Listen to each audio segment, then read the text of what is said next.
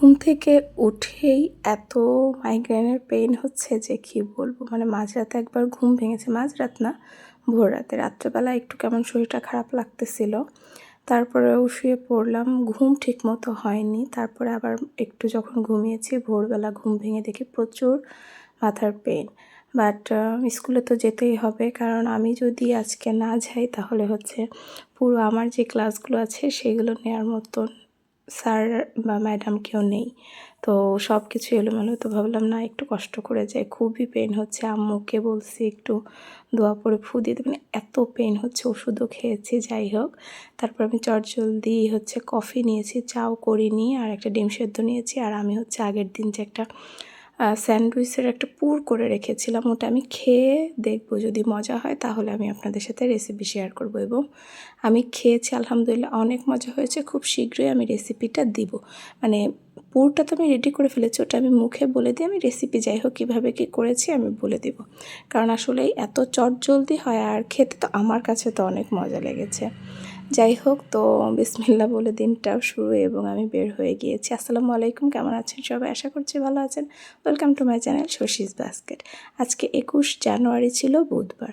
আমি নিচে এসে হচ্ছে দাঁড়িয়েছি, এই যে শিউলি ফুল গাছের ফুল দেখতেছিলাম যে একটা দুইটা ফুল দেখা যায় কিনা, তো খুঁজে পেলাম না। আর ফলগুলো দেখতেছিলাম, কারণ অনেকেই হচ্ছে শিউলির যে বীজ হয় সেটা চেয়েছে। তো দেখছিলাম যে এখনও পাকেনি, কবে পাকবে মনেও থাকবে না হয়তো।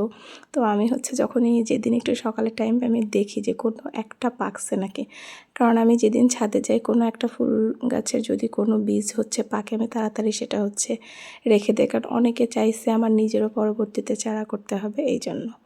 তো যাই হোক, আজ কয়েকদিন ভোরবেলা দেখতেছি হালকা হালকা ভালোই কুয়াশা পড়ে। মাঝখানে কয়েকদিন একদম কুয়াশা ছিল না, আর ভোরবেলাটা একটু ঠান্ডা লাগে, পরে আর তেমন একটা শীত লাগে না। তো স্কুলে চলে আসছি, এই যে র্যালি হচ্ছে, আস্তে আস্তে র্যালি বললাম, অ্যাসেম্বলিটা দেখতে সুন্দর হয়, কারণ সবাই স্কুল ড্রেস পরা, সবাই কিছুটা ডিসিপ্লিনে আস্তে আস্তে আসছে। আগে লাইনটা একা বেঁকা হতো, ছোটো মানুষ তো পারে না। যাই হোক, স্কুল শেষ করে বাসায় আসছি, এত খারাপই লাগতেছিল, মানে ঘুমে চোখ ভেঙে আসছে, কিচ্ছু করিনি।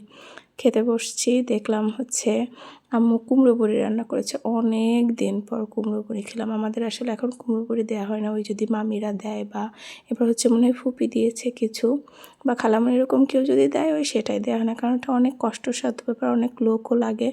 আম্মুর হাতের সমস্যা, আমি তো এত কিছু করতেও পারি না, তো করা হয় না আসলে এটা বানানো। তো আর বাজারের কেনাগুলো আমরা খেতে পারি না। তো যাই হোক, পরে আমি একটু ঘুমাই গেছিলাম, মানে ঘুমের ওষুধ খেয়েছি, বুঝতেছিলাম আমার ঘুমের ওষুধ বলতে আমার মাথা ব্যথার যে ওষুধটা সে ওটা তো একটু ঘুমেরই।